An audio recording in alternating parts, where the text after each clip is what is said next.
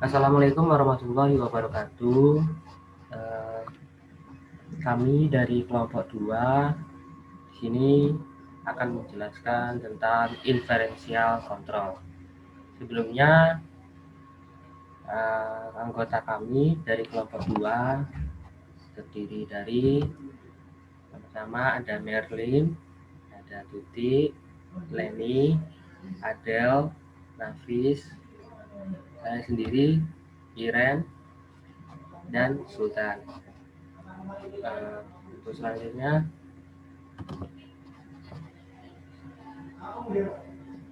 Nah, di sini kelompok kami akan membahas tentang inferential control.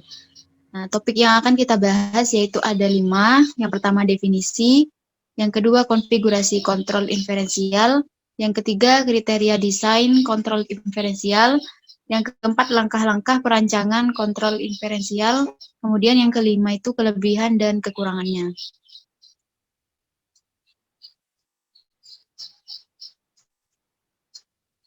Next slide.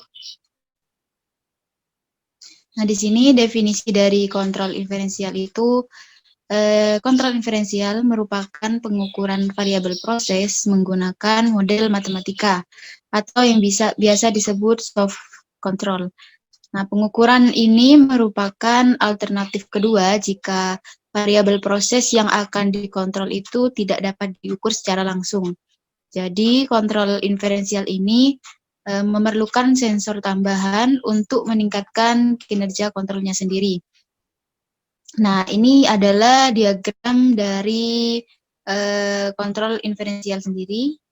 Nah, kontrol inferensial ini menunjukkan struktur umum pengontrol inferensial di mana XM adalah pengukuran sekunder dan YM adalah pengukuran primer. Yang kemudian keduanya diubah menggunakan model inferensial menjadi Y-topi yang akan dibandingkan nilainya dengan set point. Biasanya model inferensial ini sering digunakan menggunakan model nonlinear. Next. Baik, selanjutnya ini adalah konfigurasi kontrol inferensial. Jadi konfigurasi kontrol inferensial ini menggunakan secondary measurement karena variabel yang di pengendalian tidak dapat diukur untuk menentukan nilai variabel manipulasi. Kemudian kemudian tujuan kontrol ini adalah menjaga variabel terkontrol yang tidak dapat diukur.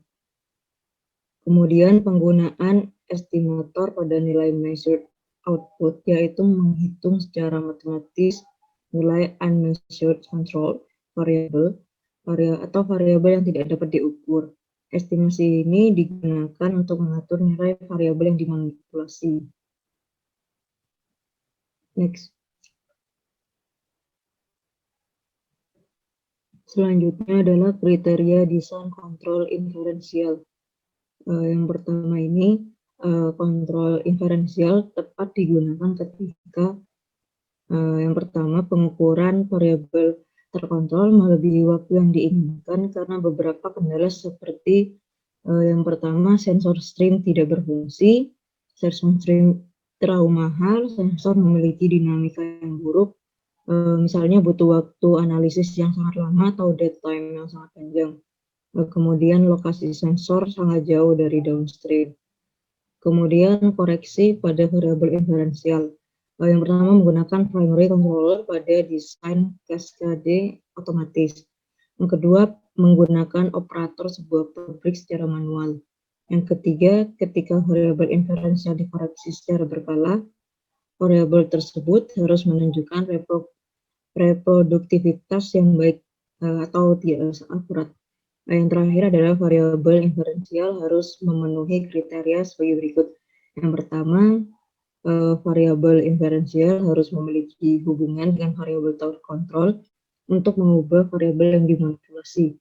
Yang terakhir, dapat mengukur unmeasured control variables. Next.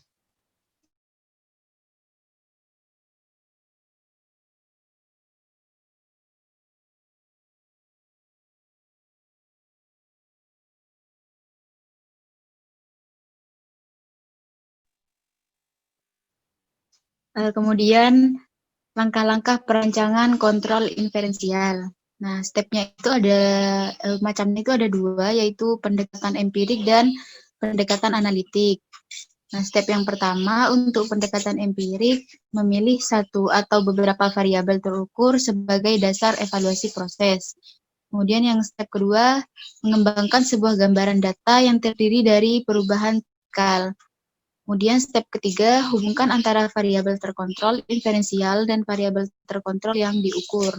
Kemudian yang keempat, mengevaluasi keakurasian dan reproduktivitas korelasi terhadap kebutuhan proses.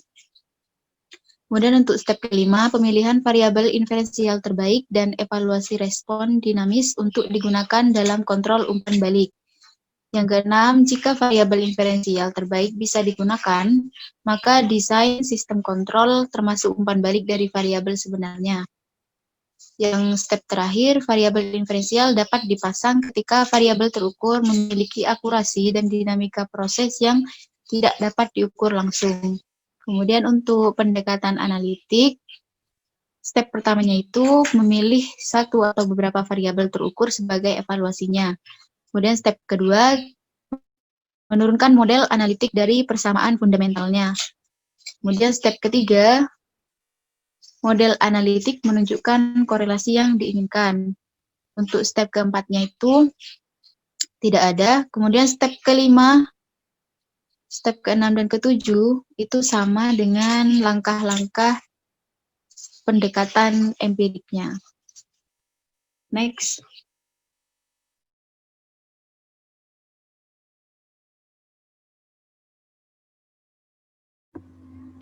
Oke, untuk kelebihan dan kekurangan kontrol inferensial itu terdiri dari yang pertama, untuk kelebihannya sendiri, penggunaan loop control bisa dilakukan meskipun ada kekurangan pada alat ukur.